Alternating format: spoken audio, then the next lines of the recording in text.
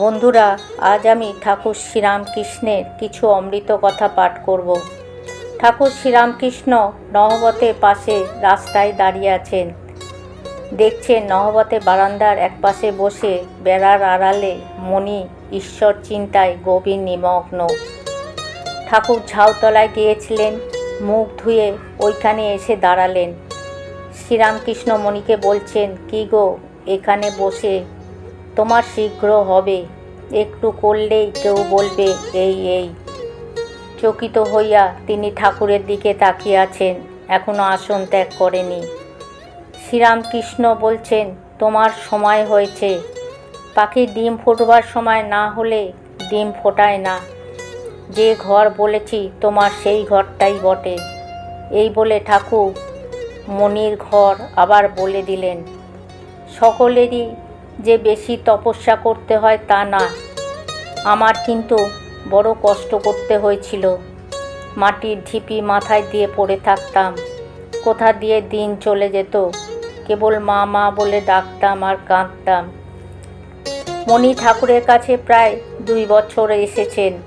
তিনি ইংরাজি পড়েছেন। ঠাকুর তাকে কখনো কখনো ইংলিশম্যান বলতেন।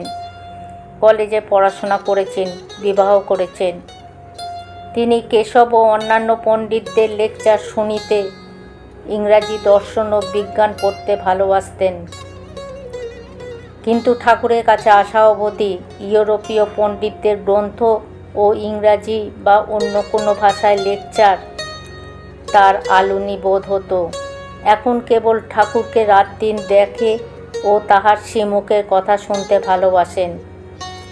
আজকাল তিনি ঠাকুরের একটা কথা সর্বদা ভাবেন। ঠাকুর বলেছেন, সাধন করলেই ঈশ্বরকে দেখা যায়। আরও বলেছেন, ঈশ্বর দর্শনই মানুষের জীবনের উদ্দেশ্য। শ্রীরামকৃষ্ণ বলছেন, একটু করলেই কেউ বলবে এই এই, তুমি একাদশী করো। তোমরা আপনার লোক, আত্মীয়, তা না হলে এত আসবে কেন? কীর্তন শুনতে শুনতে রাখালকে দেখেছিলাম ব্রজমণ্ডলের ভিতর রয়েছেন। নরেন্দ্র খুব উঁচু ঘর, আর হীরানন্দ, তার কেমন বালকের ভাব, তার ভাবটি কেমন মধুর, তাকেও দেখবার ইচ্ছা করে। গৌরাঙ্গের সাঙ্গপাঙ্গ দেখেছিলাম, ভাবে নয়, এই চোখে। আগে এমন অবস্থা ছিল যে সাদা চোখে সব দর্শন হতো, এখন তো ভাবে হয়।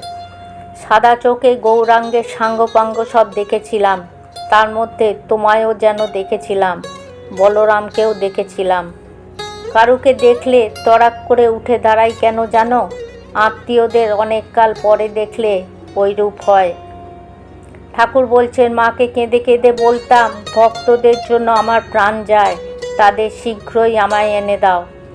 যা যা মনে করতাম তাই হতো। পঞ্চবটিতে তুলসী কানন করেছিলাম, জপ ধ্যান করব বলে।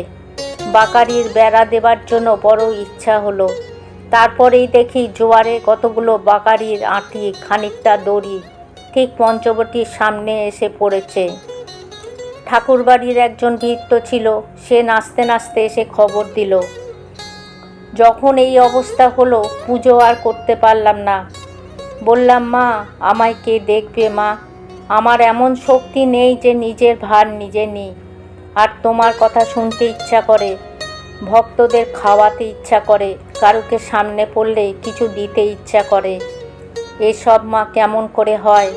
মা, তুমি একজন বড় মানুষ, পেছনে দাও। তাই তো সেজবাবু এত সেবা করলো। আবার বলেছিলাম, মা, আমার তো আর সন্তান হবে না, কিন্তু ইচ্ছা করে একটা শুদ্ধ ভক্ত ছেলে আমার সঙ্গে সর্বদা থাকে। সেইরূপ একটি ছেলে আমায় দাও। তাই তো রাখাল হলো। যারা যারা আত্মীয়, তারা কেউ অংশ, কেউ কলা। ঠাকুর আবার পঞ্চবটির দিকে যাচ্ছেন, মাস্টার সঙ্গে আছেন, আর কেউ নেই। ঠাকুর সহাস্যে তার সঙ্গে কথা বলতে বলতে যাচ্ছেন। বন্ধুরা, আজ আমি এইখানেই পাঠ শেষ করলাম। জয় ঠাকুর, জয় মা।